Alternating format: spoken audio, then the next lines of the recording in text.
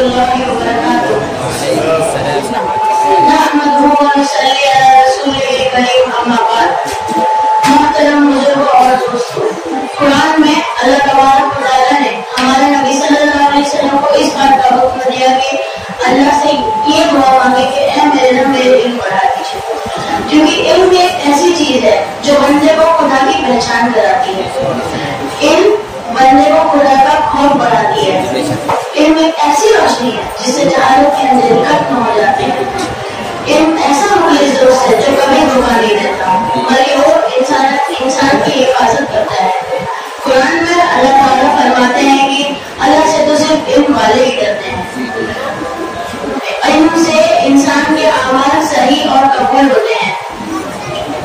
جاہل اور عالم ہرگز برابر نہیں ہو سکتے.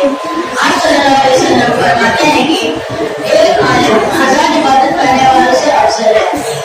آپ صلی اللہ علیہ وسلم نے فرمایا کہ جس کو اس حال میں موت آ جائے کہ وہ اسلام کو زندہ کرنے کے لیے کی نیت سے علم حاصل کرا ہو تو جنت میں اس کے اور انبیاء کے درمیان